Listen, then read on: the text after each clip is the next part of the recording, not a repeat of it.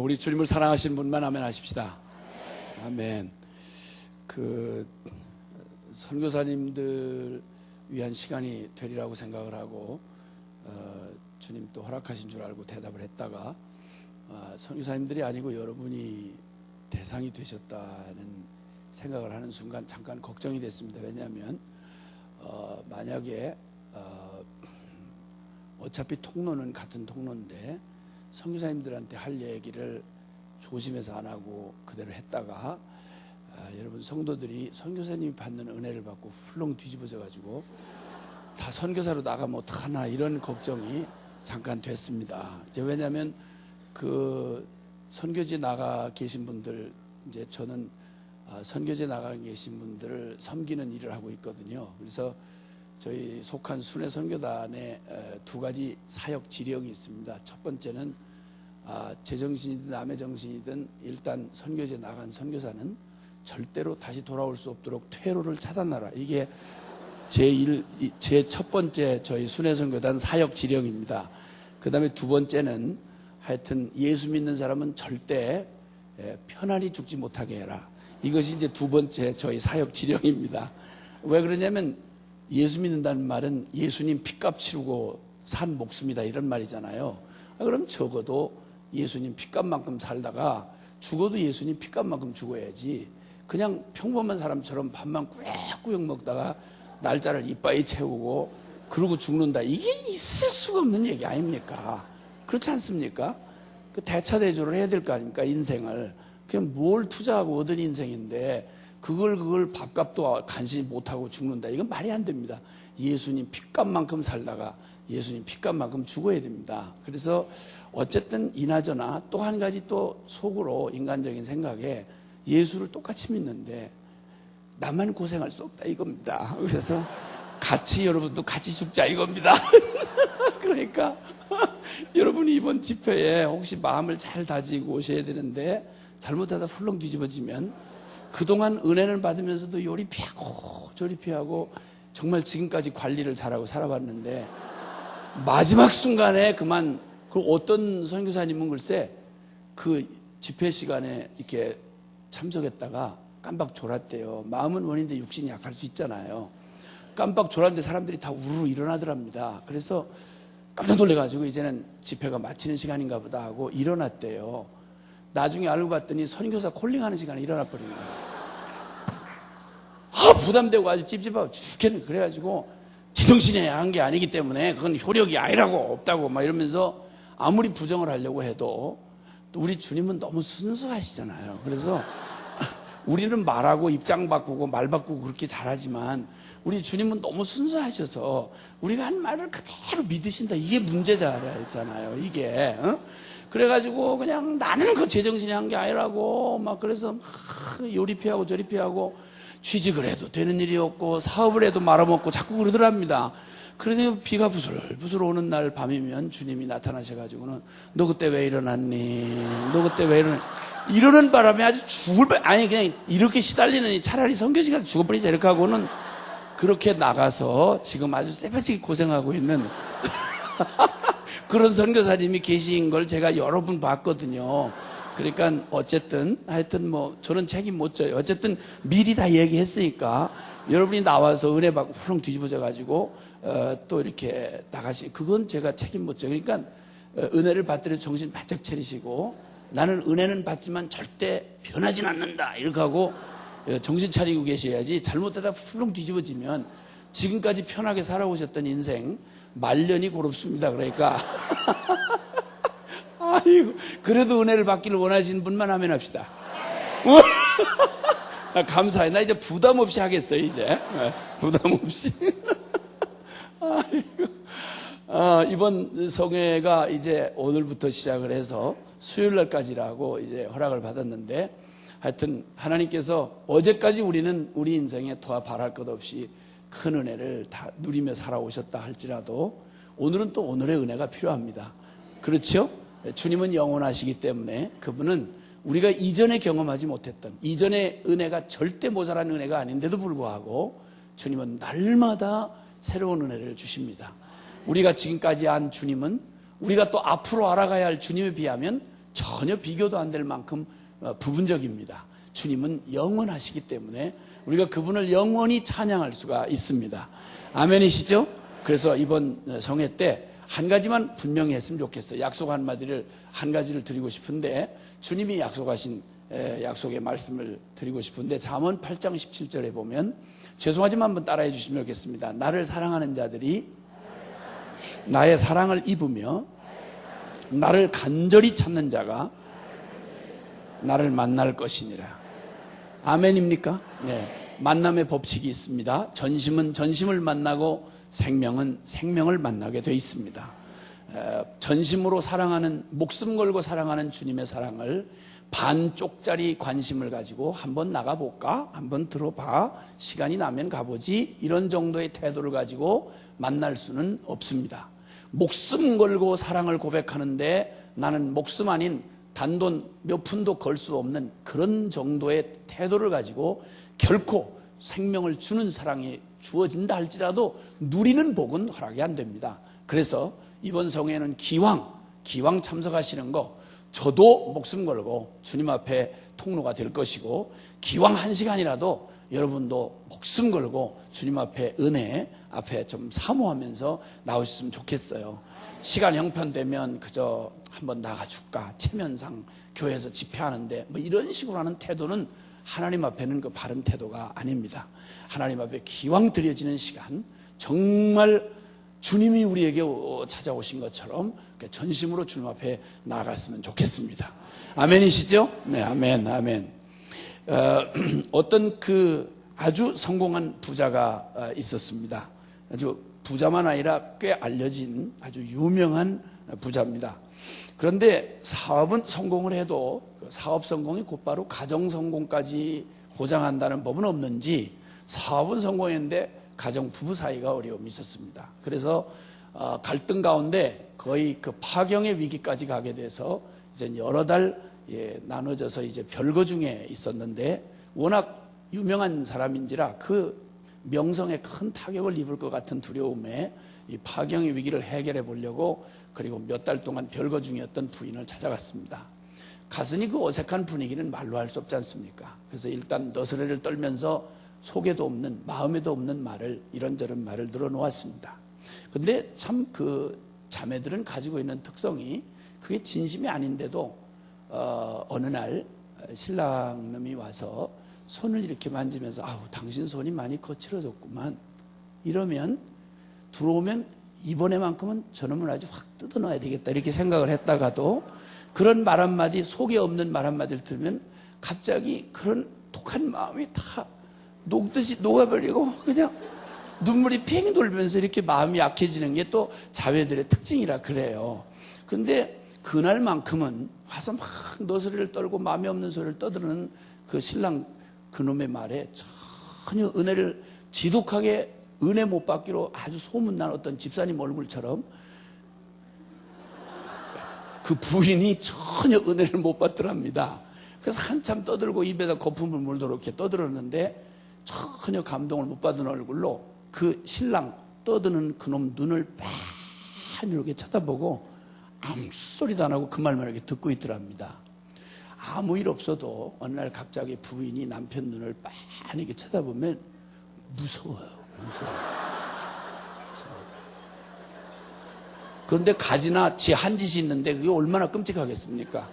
그래서 섬뜩해가지고 그냥 뒤로 이렇게 물러났는데 갑자기 그 부인이 그러더랍니다. 여보, 당신 내가 한 가지 부탁했는데 들어줄 수 있겠어? 그러지. 다른 거 말고 당신 날 좀 행복하게 해줘.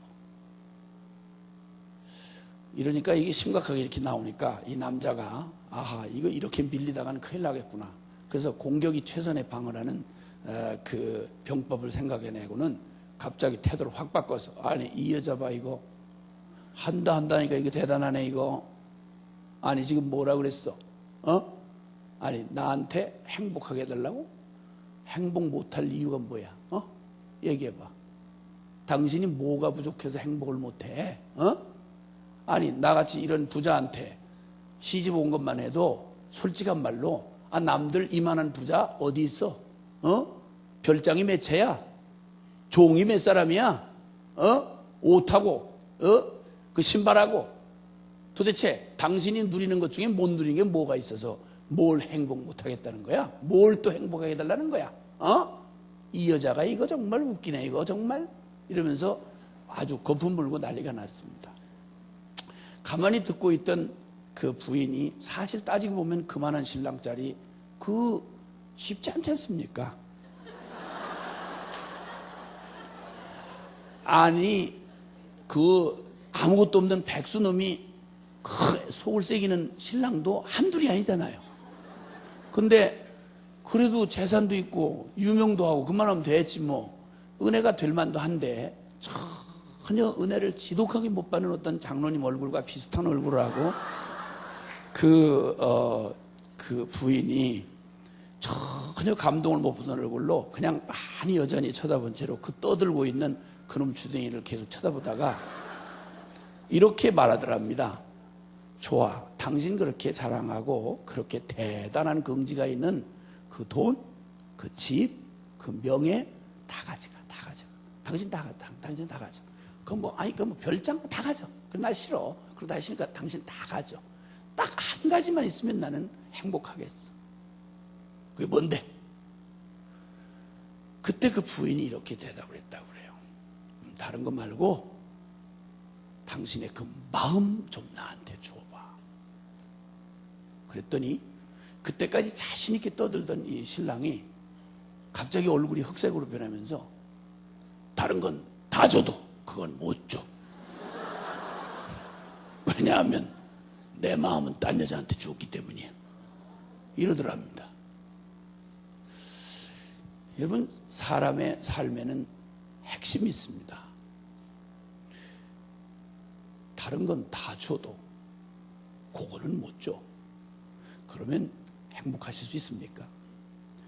다른 말 그만둬놓고 주님이 우리 사람을 지으신 주님께서 이런 경우에 대한 얘기를 하셨습니다. 아모스 3장 3절에 보면 두 사람이 의합지 않고야 어찌 동행하겠느냐.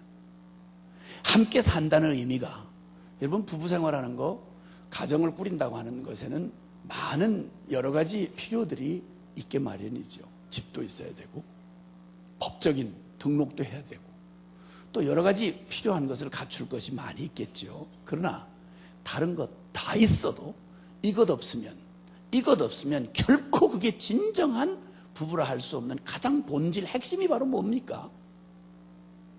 다른 것 다 사라져도 그것만 있으면 되는 그 핵심이요, 본질이 뭡니까? 부부라고 함을 말할 때, 사람의 관계라고 말할 때 두 사람이 마음으로 하나 되지 않고야 어찌 그게 동행이냐.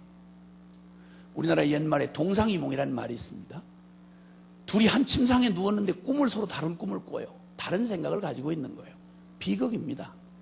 한 배 타고 있지만 여기 한 건물 안에 있다고 해서 우리가 함께 간다 이렇게 말하기 어렵습니다. 왜냐하면 진정한 함께함이란 물리적으로 함께 있는 것만이 함께하는 게 아니라 그 마음으로 하나 되어야. 왜? 사람은 존재 자체가 내면적 존재입니다. 인간은 존재 자체가 내면적 존재입니다. 그렇기 때문에 사람의 관계도 물리적으로 묶어놓고 함께 눕혀놓고 난리를 해도 결코 마음으로 함께 할 수 없다면, 사랑하여 함께 하나 될 수 없다면 이것처럼 비극이 없습니다. 정말 비참한 것입니다. 사람은 이 관계를 통해서 행복과 불행을 느끼는데 촌수도 없이 가까운 게 부부라고 하지 않습니까? 그러다 보니까 가장 큰 행복을 누리는 것도 부부를 통해서, 가장 가까운 관계를 통해서 행복을 누리지만 가장 큰 상처와 아픔도 사실은 가장 가까운 관계를 통해서 상처와 아픔을 겪게 돼 있습니다. 그렇죠? 지나가는 사람이 헛소리 한 번 했다고 내가 상처받고 그럴 일은 없잖아요. 나와 아무런 관계가 없는데. 그렇지 않습니까? 내가 아픔을 겪고 불행을 겪는 그것은 가장 가까운 사람에게서 일어나는 것입니다. 이 가장 가까운 관계의 핵심이 바로 뭐냐면 마음으로 서로 사랑하여 하나 되는 것입니다. 주님이 하신 말씀이에요. 그러니까 인간에게 있어서 이런 이 관계가 얼마나 중요한지 여러분이 관계가 깨어지면 말이죠, 가장 가까운 사람 사이에서 관계가 깨어지면 이 고통을 이겨내질 못해서 사람이 그렇게도 두려워하는 게 죽음입니다. 그런데 부부 사이에 갈등이 심각해지면요, 어떤 경우는 심하면 자살을 합니다. 어떤 경우는 그 짧은 기간 어차피 끝날 텐데도 그걸 못 기다려서 이혼을 합니다. 우울증 걸리고요, 정신병 앓고요, 기가 막힌 비극을 앓고 몸살을 앓고 있습니다. 사람은 결코 이 관계에서 벗어날 수가 없습니다. 인간은 존재 자체가 사회적 존재로 지어졌을 뿐만 아니라 영적으로 지음받았다는 말도 마찬가지입니다. 철저하게 관계 의존적인 존재입니다. 인간은 가장 견딜 수 없는 게 홀로 되는 거, 이걸 가장 두려워합니다. 그러니까 사람들한테서 왕따 당할까 봐 신앙생활 잘 못하는 거죠. 제일 무서운 게 왕따 시키는 겁니다. 이지매 하는 거죠. 아주 비참하고 잔인한 방법이죠. 사람이 누군가에게서 소외된다는 거, 함께 낄 수 없다는 거, 이거 보통 두려워하는 게 아닙니다. 자, 이렇게 사람들이 겉으로 관계를 통해서 관계 의존적인데, 그런데 사실 솔직한 말로 관계라는 게 쉬운 게 아니라서요, 이게 정말 자기 존재의 가장 본질, 밑바닥인 이 마음 깊은 내면에 이 마음의 중심에서부터 일어나는 그것이 아니면 아무리 겉으로 억지로 묶어서 물리적인 방법이나 조직적인 것으로 묶어놓는다고 해도 절대 생명의 교제가 일어날 수가 없습니다. 그 중에 제일 우리가 현실적으로 겪는 거지만, 여러분 참 부부라는 게 그 결혼 안 했을 때는 그저 결혼만 하면 행복할 것 같아서 그 난리를 떨지 않습니까? 그렇죠? 그래서 그렇게 서로 짝을 찾느라고 난리를 치고, 그렇게 하다가 또 연애나 한번 불이 붙었다 그러면 그 에너지 말로 못합니다. 가장 자발적일 때가 언제냐면 연애질 할 때가 제일 자발적입니다. 철야 좀 나와라 그러면 아주 죽일 줄 알아요. 교회 오래 다닌 사람들 철야 좀 하자 그러면 또 철야요? 또 철야를 해요? 아주 그 중에 모태신앙들은 아주 철야자만 들어갔다 하면 예배 좀 하자, 기도 좀 하자 그러면 모태신앙은 아주 거의 경기를 할 지경입니다. 모태신앙. 그게 뭔지 아세요? 뱃속부터 믿는 엄마, 극성맞은 엄마 때문에 의논하지도 않고 뱃속부터 데리고 다니기 시작해서 예배당을 떠날래 떠날 수 없는 슬픈 천명을 띠고 이 땅에 태어난 사람들을 모태신앙이라고 합니다. 이 모태신앙들이 아주 교회 가장 어려워하는, 예수 믿어드리느라고 아주 거의 죽을 것 같이 고생하는 사람들이 모태신앙이에요. 예배자만 나왔다, 기도자만 나오면 아주 경기를 할 정도로 싫어를 하는데, 그런데 이 모태신앙들이 연애를 시작했다 이러면 교회 생활에서는 전혀 자발적인 걸 볼 수가 없는데, 연애만 시작됐다 이러면 와우, 그 능력 대단합니다. 피곤치도 곤비치도 아니하고 독수리의 날개침에 올라간 것 같은 능력이 나옵니다. 능력이 나옵니다. 그래서 저들 둘이 연애를 하기 시작하면 어느 날 갑자기 눈에 뭐가 씌었지 글쎄, 갑자기 연애하기 시작하면 이상하게 그 마음에 전혀 없던 그 자식이 자꾸 생각난다 이겁니다. 그는 무심코 그냥 동그라미 그리려다 무심코 그린 얼굴, 왜 그놈이 그려지냐 이겁니다. 이렇게 해서 거의 열병을 앓듯이 이러다가 증세가 심해지면 진짜 부담스럽게 생긴 거 둘이 앉아가지고 하루 종일 묵상을 서도 쳐다보고 묵상을 해도 지치지도 않습니다. 능력 충만합니다.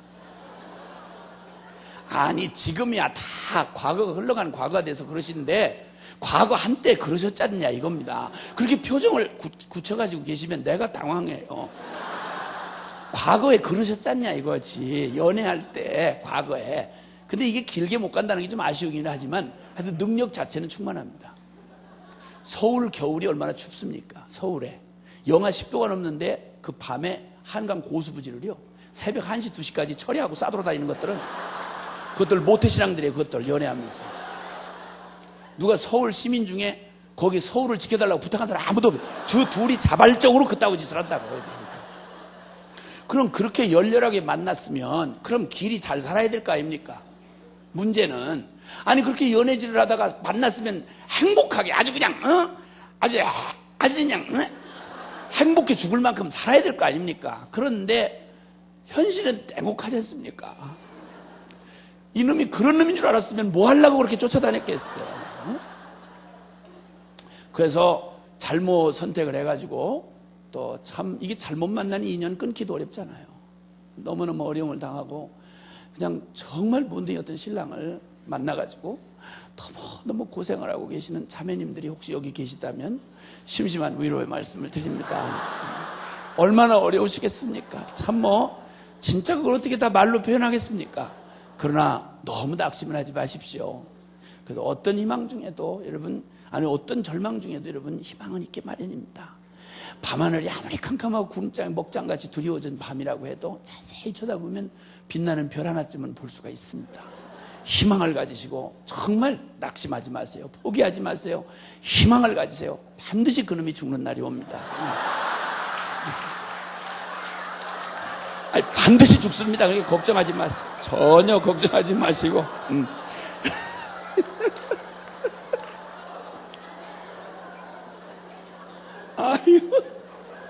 근데 사람이 이게 기쁘면 말이죠, 이런 복음은 그냥 들어와요, 가슴에. 그래가지고 어떤 주책바가지, 아주 집사가, 대표적인 주책바가지 집사가 하나 있는데, 제가 이 설교하는 걸 은혜를 어마어마하게 받았어요. 이 사람이 기쁘면 속에다 담아둘 수가 없다는 게 이게 문제잖아요. 우리가 복음 전도하는 것도 그 원리잖아요. 너무 기쁘니까 견딜 수가 없어서 막 사람이 싫든 좋든 막 가서 전하지 않습니까? 너무 은혜가 된 거야. 이래가지고 그날 밤에 집에 들어갔는데, 그 문디 같은 신랑이 글쎄 밤 12시가 넘었는데 만땅을 해가지고 이빨이 쳐먹고 하여튼 코가 비뚤어지도록 해가지고 그러고 들어온 거예요. 그러면 보통 때 같았으면 그냥 나가 뒤져라 이놈아 얼른 이러고 막 악다구니하고 퍼붓고 그냥 잘 텐데, 근데 그날은 너무 기쁜 거예요. 이게 참을 수가 없는 거야. 이걸 속에다 담아둘 수가 없는 거야. 그래가지고 들어오는 남편을 맞이하면서 여보 내가 글쎄 오늘 교회 가서 너무 은혜를 받았다고. 글쎄 당신이 반드시 죽는데.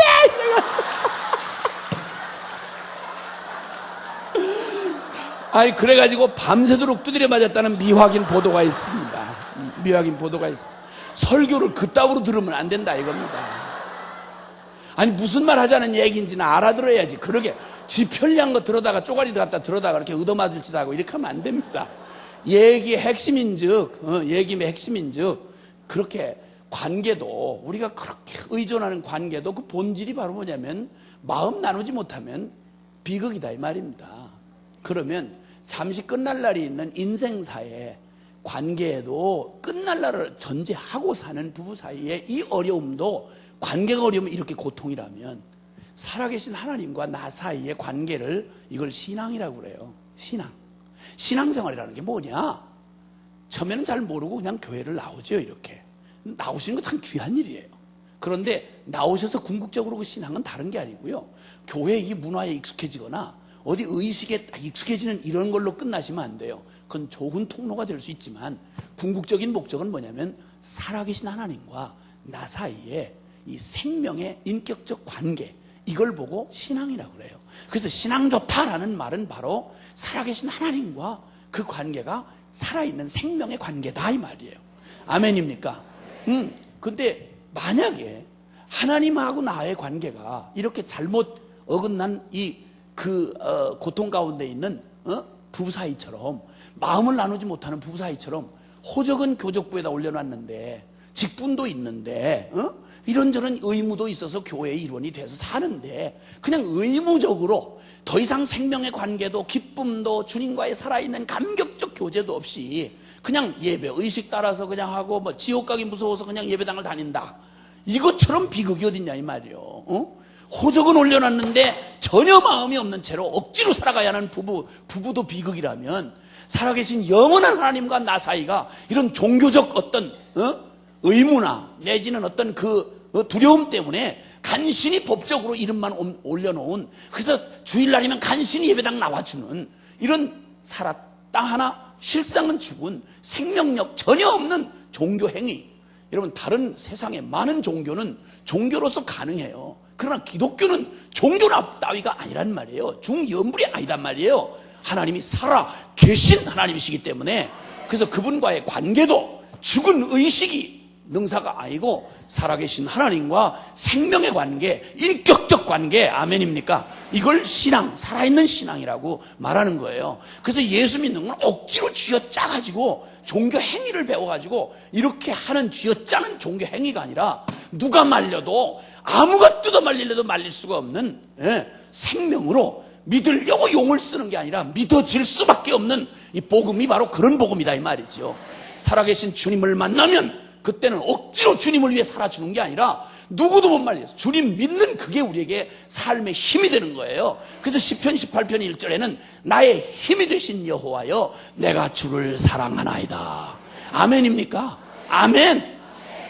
여러분 사랑을 하면 할수록 여러분이 사랑하는 그게 대상이 사람이든 여러분이 원하는 어떤 취미든 간에 그 일을 하면 그 사랑하는 대상을 위해서 할 때에는 그 하는 게 피곤이 아니라 그것 때문에 더 힘이 얻어지잖아요. 마찬가지예요. 살아계신 주님도 그러하다 이 말이에요. 이 생명의 신앙은 바로 다른 데 있는 게 아니라 주님과 살아있는 인격적 관계가 바로 이 생명의 신앙의 관건이다 이 말입니다. 아멘입니까? 다 성경 말씀 옳은 줄 알고 그렇게 살고 싶은데, 그런데 그 능력이 내게서 나오는 게 아니고 오직 하나님에게서 나오는 것인데, 이 관계가 어떤 관계일 때 그럼 이런 목마름과 이런 갈증이 풀리고 그 저절로 생명으로 역사되어지는 결과가 올 수 있느냐? 주님이 요한복음 15장의 5절에 말씀하기를 나는 포도나무요 너희는 가지니 저가 내 안에 내가 저 안에 있으면 이 사람은 과실을 많이 맺나니 사람이 나를 떠나서는 너희가 아무것도 할 수 없다. 아멘. 기독교 종교 생활은 흉내를 내는 거 한계가 반드시 드러나게 돼 있어요. 그러나 생명을 가진 사람은 생명의 신앙으로 주님을 살아계신 주님과 교제를 누리며 생명의 신앙을 하는 사람은 많이 몰라도 무식해도 연약해도 상관없어. 왜냐하면 내가 아니라 내 안에 주님이 사는 신비로운 주님의 생명으로 살아가는 신앙이기 때문에 그 사람 약한 걸로 봐서는 겁만 조금 주면 그만둘 것 같은데 기독교 2000년 역사는 여러분 순교의 역사로 이어져 왔습니다. 그렇게 연약한 어린 양같이 유약하기 짝이 없어 보이는 교회를 짓밟고 성경을 불사지르고 난리를 쳐도, 여러분 지금 여기 은혜교회에 속한 교회들이 전 세계에서 지금 집중적으로 어려움을 당하고 있다고 저도 이미 저희 중보기도 하는데 소식이 이미 들어와서 오래전부터 벌써 기도하고 있습니다. 여러 곳에서 러시아권에서 고통을 당하고 집중적으로 정부들이 타겟하고 그 피말리는 고통을 당하고 있다는 거 잘 압니다. 그러나 저희는 신뢰하고 확신하는 것은 교회는 그리스도의 몸입니다. 주님은 십자가를 이기신 주님이십니다. 내가 교회를 이 반석위에 세우리니 음부의 권세가 이 교회를 결단코 당해내지 못하리라. 아멘입니까? 살아계신 주님이 그 교회의 진정한 주인이시라면 여러분 불은 바람을 만나면 더 거세게 타오릅니다. 그리고 명검은 불길을 만나면 더 쇠가 단단해지고 정금은 불길을 만나면 더욱 순수한 금이 되게 되어 있습니다. 우리의 신앙이 만약에 정말 생명의 신앙이라고 그러면 우리가 믿은 하나님이 중연불이 아니고 관념 속에 있는 신의 개념 따위가 아니고 살아계신 하나님이라면 무슨 일을 만나면 만날수록 오히려 그것 때문에 더욱 순전해지고 더욱 강해지고 더욱 능력 있게 되어지는 것입니다. 아멘입니까? 그럼 주님이 우리에게 원하시는 이런 생명의 관계인 신앙, 이것은 주님이 어떤 관계, 어떤 종류의 어느 만큼의 관계를 원하시느냐? 호세아서 6장 6절의 말씀에 보면, 죄송하지만 한번 따라해 주시면 좋겠습니다. 나는 인애를 원하고 제사를 원치 아니하며 번제보다 하나님 아는 것을 원하노라. 아멘. 살아계신 하나님이 우리에게 원하시는 관계가 바로 뭐냐면, 나는 너희가 드리는 예배 의식 자체에 관심 있는 게 아니다. 예배 의식은 굉장히 중요해요. 왜냐하면 우리의 내면 안에 주님을 향한 우리의 모든 우리 내면의 표현들을 담아내는 것이기 때문에 중요해요. 그러나 한 가지 분명히 기억할 건, 의식은 그 내용이 충족되지 않을 때는 어떤 가치도 없는 아무것도 아니라는 겁니다. 예를 들어서 찬송을 부르는데 노래로 부를 수도 있어요. 왜냐하면 찬송곡은 참 수준 있는 곡들이 많거든요. 내용 얼마나 좋습니까?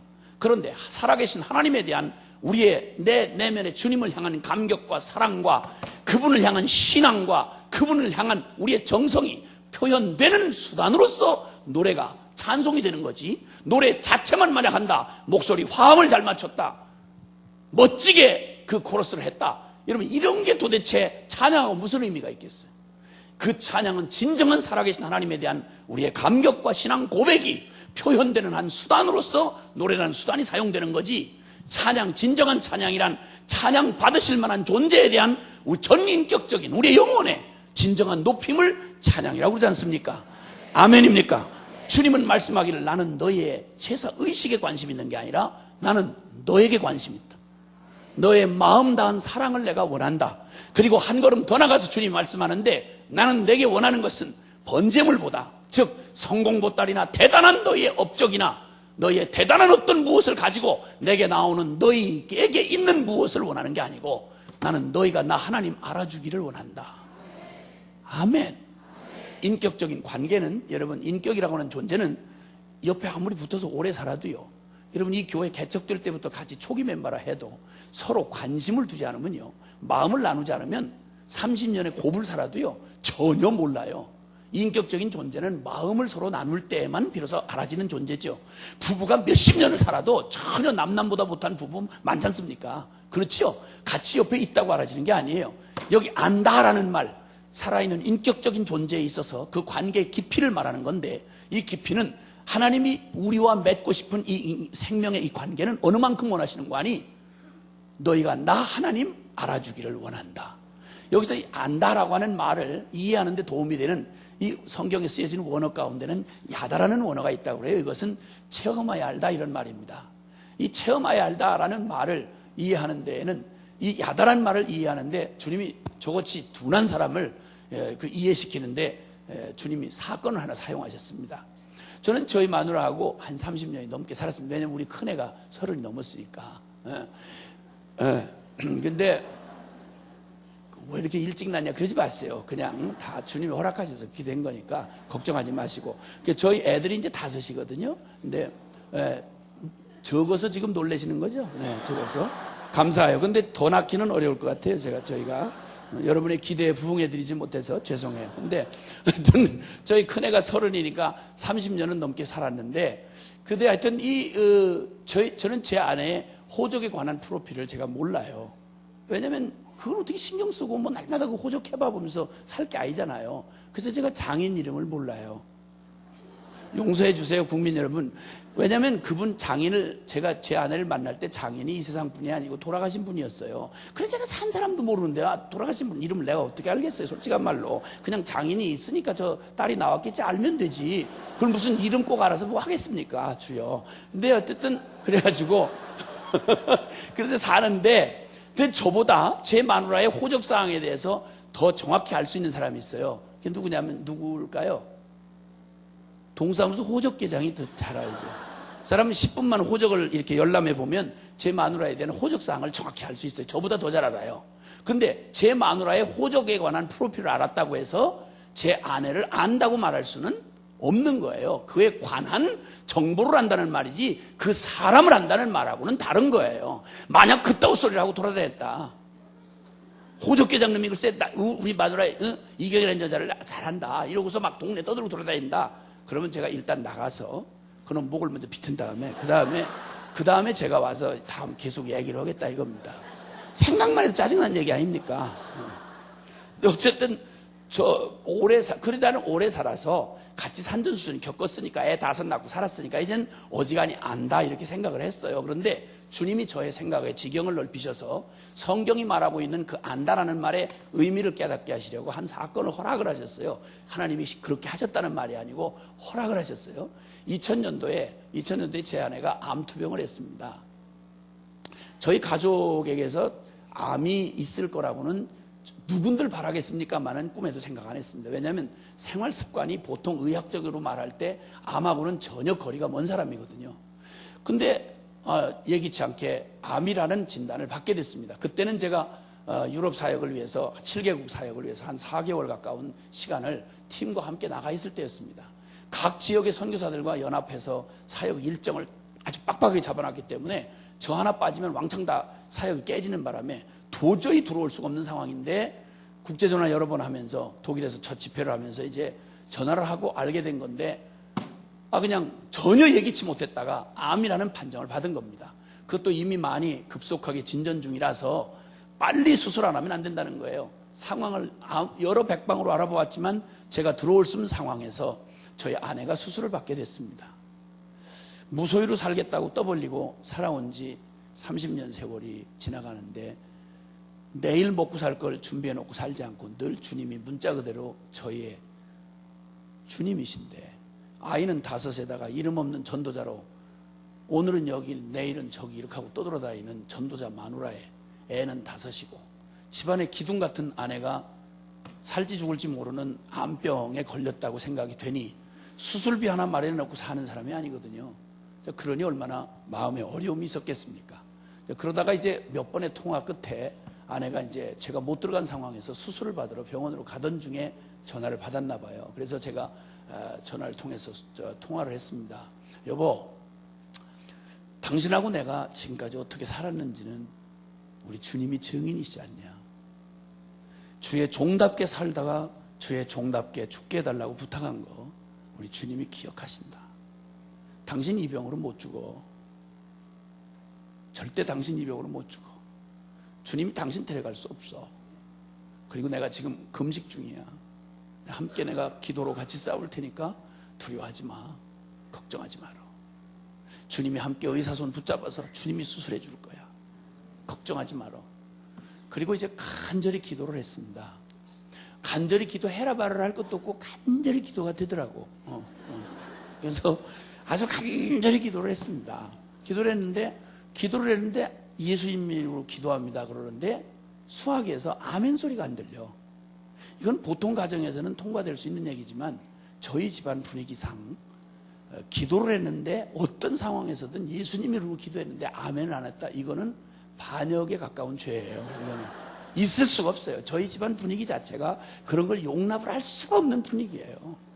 공산당 구호에 지는 분위기거든요. 저희 집이 공산당 구호에 지는 분위기인데 밥 먹다가 제가 갑자기 예고 없이 우리는 살아도 주를 위하여 살고 죽어도 주를 위하여 죽어야 된다 이러면 저희 아이들을 포함한 가족들은 언제든 예고 없이 달려오는 이런 선언에 대하여 아멘 할렐루야 이렇게 해야만 그날 금식을 안 할 수가 있다 이겁니다. 그래서 밥을 잘 먹고 넘어갈 수 있다 이거예요. 그래서 저희 집안 이제 분위기가 이제 그런 공산당 구호에 치는 분위기인데 근데 그렇게 살아온 마누라가 글쎄 아멘 안 하는 거예요. 이게 얼마나 제가 어렵겠습니까? 여자들은 이게 속이 좁은 게 그 문제예요. 상대방 남편이 얼마나 마음이 어려울지 이것까지를 생각을 못 한다는 게 이게 어려움입니다. 난 그런 여자하고 산다는 게 너무 어려워요. 제가 솔직한 말로 국민 여러분 아멘 안 하는 거예요. 그러니 내가 얼마나 어렵겠어. 이걸 전화를 끊을 수도 없고 이거 얼마나 비싼 전화입니까? 이게 또 국제전화인데.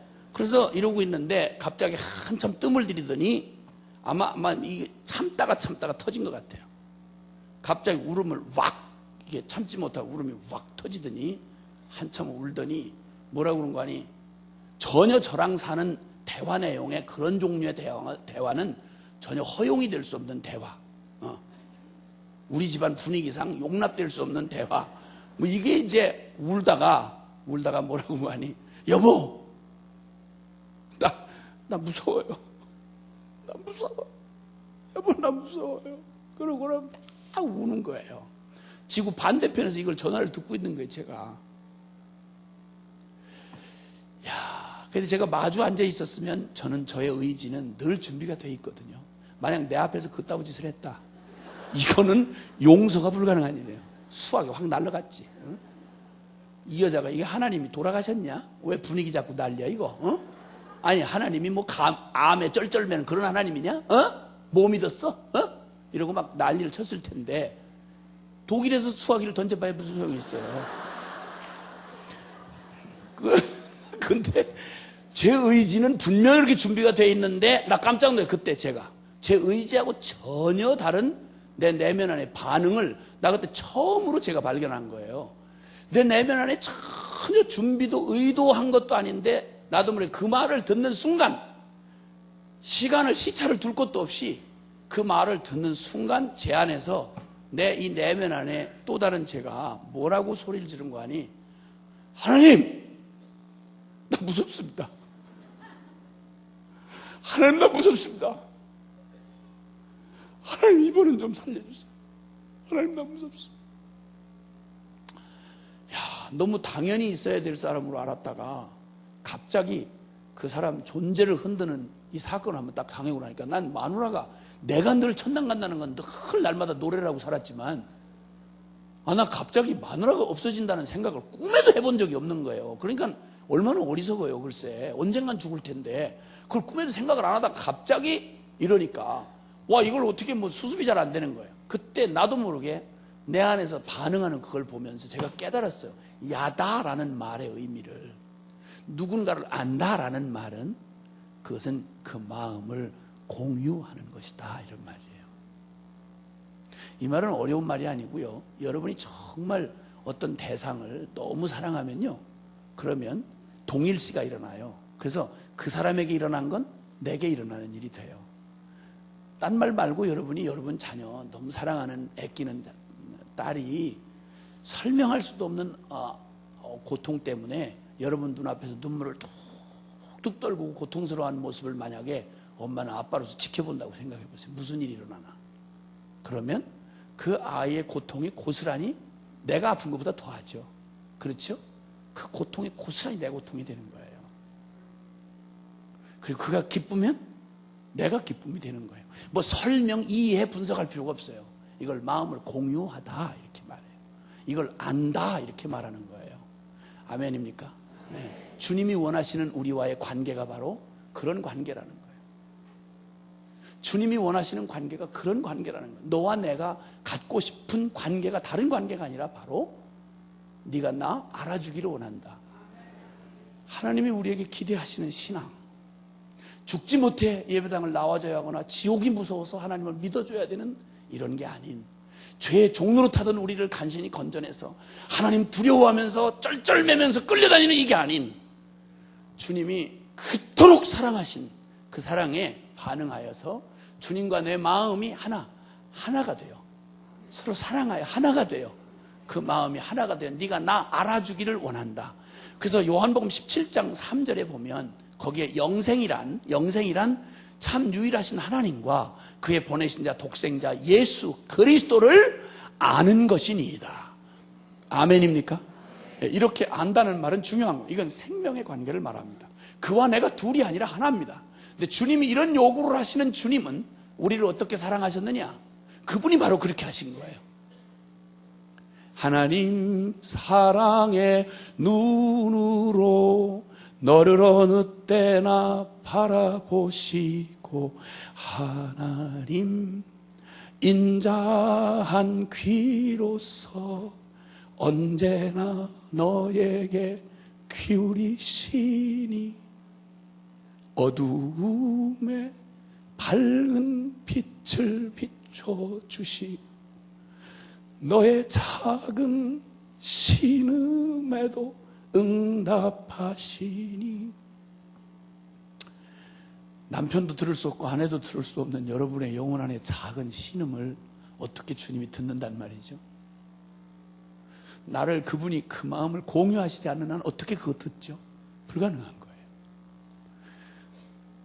우리가 죄인으로 태어나서 스스로 하나님을 알 수도 부를 수도 없던 우리를 주님이 이처럼 사랑하셔서, 그토록 사랑하셔서 주님이 내가 주님을 부를 수도 찾을 수도 없는 죄악 가운데 소망 없이 버렸던 내 인생을 주님이, 그는 실로 우리의 질고를 지고 그는 실로 우리의 고통을 당하여 슬픔을 당하였거늘 이사야서 53장에 하신 말씀입니다.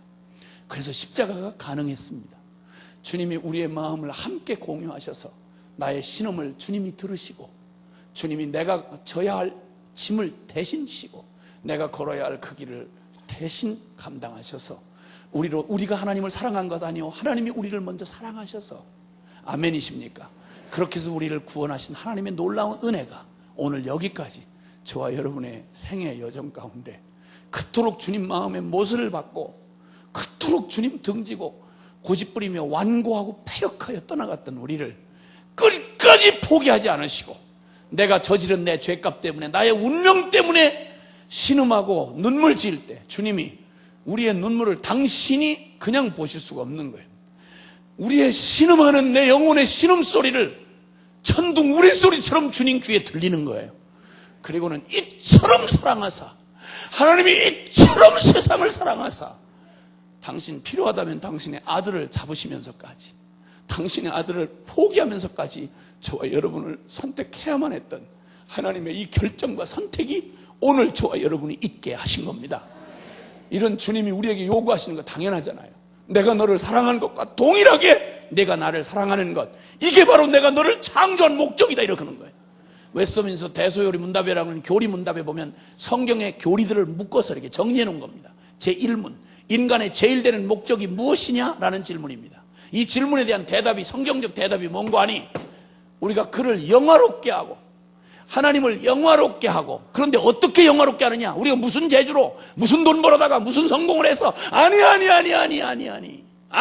그게 아니라 그를 영원토록 즐거워하는 것, 그분을 영원토록 그분의 사랑에 감격하고 그분과 마음을 공유하고 주님 사랑하여서 그분과 공동운명이 되고 그분의 사랑에 만족하고, 젖된 아이가 엄마 품에 있으면 만사에 어떤 것도 더 원하지 아니하고 오직 엄마만 있으면 충분하듯이, 복음이면 충분하고 예수님이면 충분하고 하나님이면 충분한 이런 사랑의 대상으로 내가 너를 창조했다는 거예요.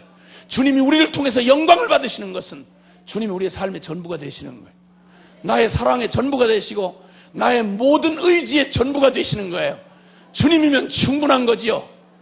예수 믿고, 저는 예수 만나고 30 훌쩍 전에, 3년 전에 안모태로 태어나서 술집 아들로 태어났다가 예수 예자도 못 들어보다가 완전히 저의 삶의 벽 앞에 부딪혀서 털썩 주저앉은 자학증 걸렸던 불쌍한 청년놈을 찾아와신 주님 만나고, 누가 제자 훈련 시켜준 것도 아닌데 제가 혼자 그때 교회 교자도 모르는 제가 예수님을 만나고 뭐라고 서원했냐면, 주님, 저 이제는 앞으로 무소유로 살겠습니다. 문자 그대로 주님이면 충분합니다. 나 더 이상 바랄 거 없습니다. 자살할 이유였던, 이 손가락 안에 들어가던 자살할 이유가 전부 아무것도 안 바꿔줘도 되는 거예요.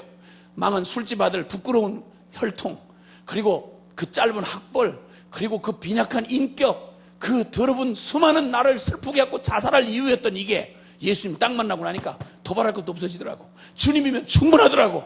그래서 무소유로 살겠다고 서원을 하고 지금까지 무소유로 사는데, 무소유란 말은 하나님 건 내 거라 이런 말입니다. 그 중에 어떤 거를 소유로 한다는 말은 그것만 갖겠다 이런 말밖에 안 되잖아요. 그러니까 무소유로 하겠다 이겁니다. 그래서 주님 거 내 거다 이거예요. 할렐루야.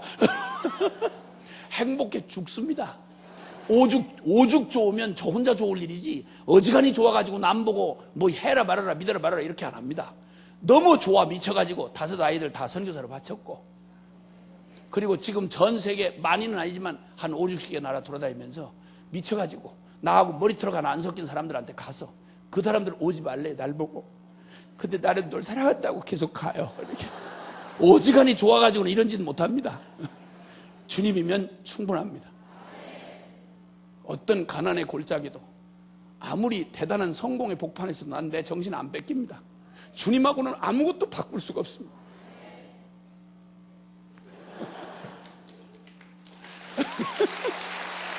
아멘.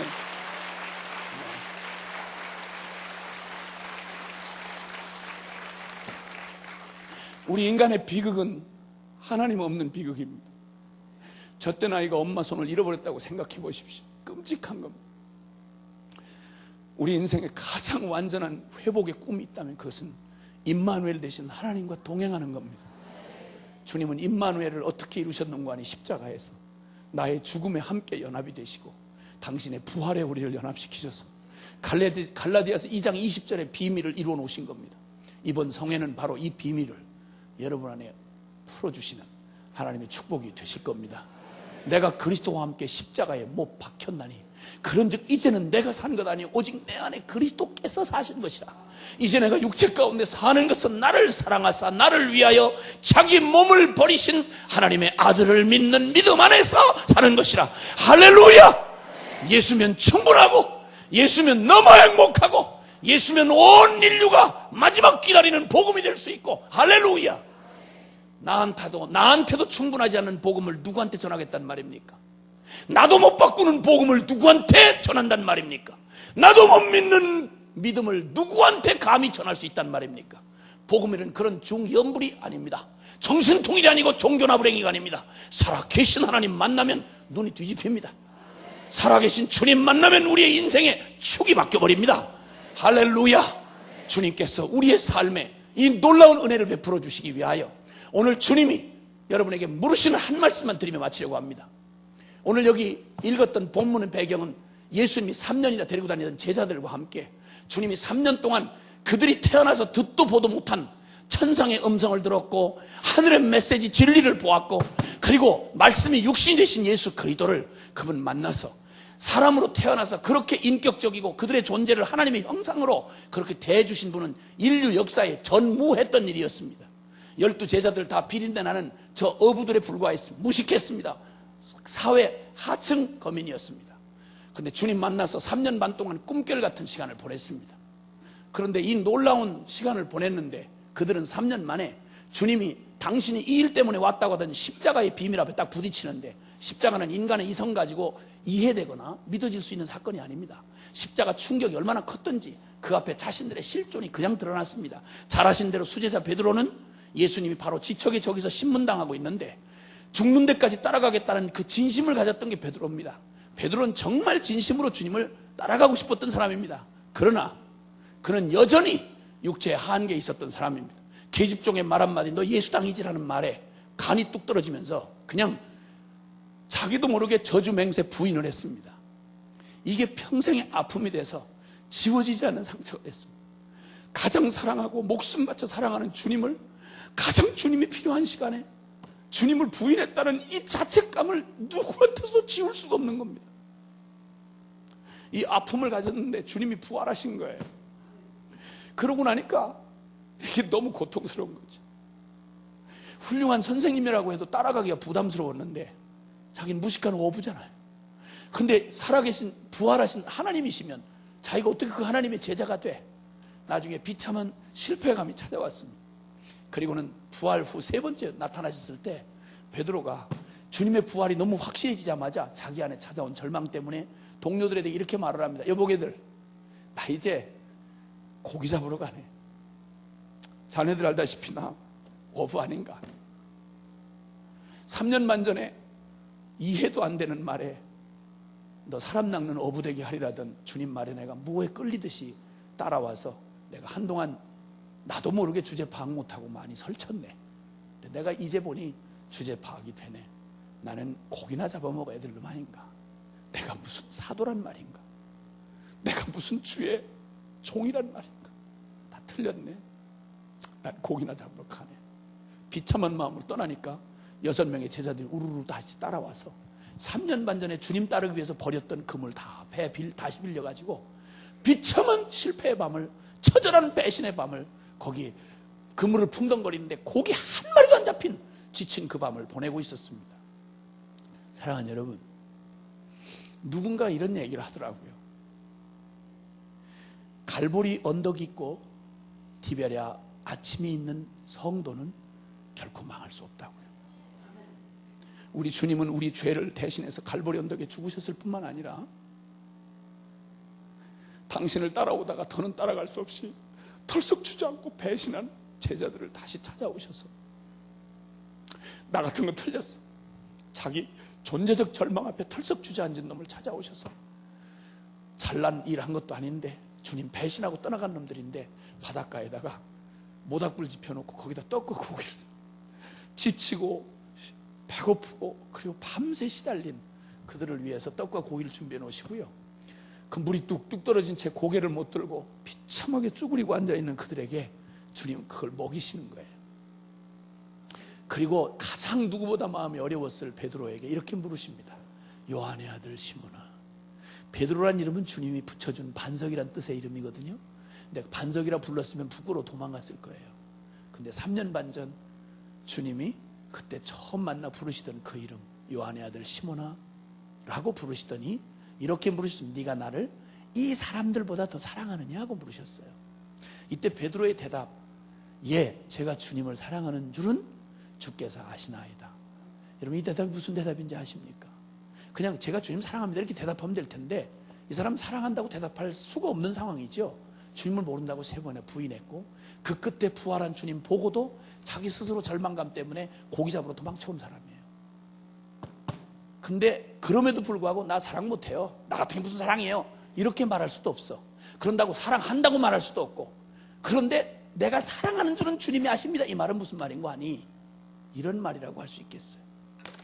주님, 제가 주님을 따라갈 수 없는 놈이에요. 그래서 주님을 따라갈 수 없길래 주님 떠나서 여기 도망쳐 와 보니까 한 가지 3년 전과 3년 후에 딱 한 가지 바뀐 게 있어요.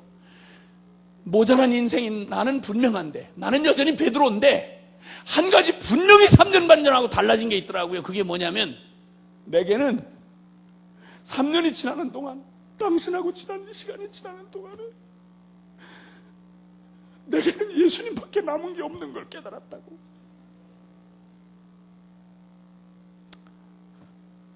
이제는 예수님 없이는 살 수가 없는 놈이 돼버렸다고.